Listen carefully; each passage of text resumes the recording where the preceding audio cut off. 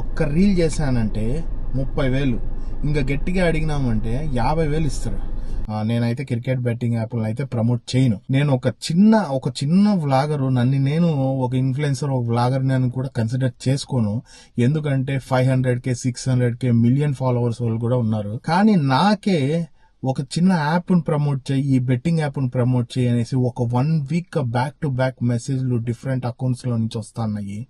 ఆ పేర్లు కూడా నేను చెప్పను, ఆ యాప్ పేర్లు కూడా, ఎందుకంటే మళ్ళీ వాటిని సెర్చ్ చేసుకుని ఎక్కడైనా మిస్గైడ్ చేసినట్టే అవుతుంది. నేను చేయను. ఫస్ట్ లో నీకు అమౌంట్ రావచ్చు, నువ్వు 5,000 పెడితే 50,000 రావచ్చు, కానీ వాడు నీ దగ్గర నుంచి 5 లక్షలు కొట్టేస్తాడు. ఫ్యామిలీ రోడ్డు మీదకి వచ్చి పడిపోతుంది. ఎంత పెద్ద మాఫియా. వీటి నుంచి దూరంగా ఉండండి. ఎవరు మెసేజ్ చేయకండి. నేనైతే క్రికెట్ బెట్టింగ్ యాప్లను అయితే ప్రమోట్ చేయను, ఎట్టి పరిస్థితుల్లో చేయను. ఎందుకంటే నా సర్కిల్లో నేను చూసా, రోడ్డు మీద పడిపోయిన వాళ్ళు ఇప్పటికి కూడా నాకు 1,000 రూపాయలు 500 రూపాయలు అనేసి మెసేజ్ చేసి అడుగుతున్న వాళ్ళు ఉన్నారు. వద్దు, ఇలాంటి పరిస్థితుల్లో ఊరికి రాకూడదు, మీరు తెచ్చుకోవద్దండి. కానీ మీ సరౌండింగ్ లో ఎవరైనా ఈ బెట్టింగ్ యాప్స్ యూజ్ చేస్తా అంటే ఖచ్చితంగా వాళ్ళకి కొంచెం బ్రెయిన్ వాష్ చేయండి, దాంతోంచి బయటపడతారు. ఇది డ్రగ్స్ కన్నా చాలా ఘోరమైనది.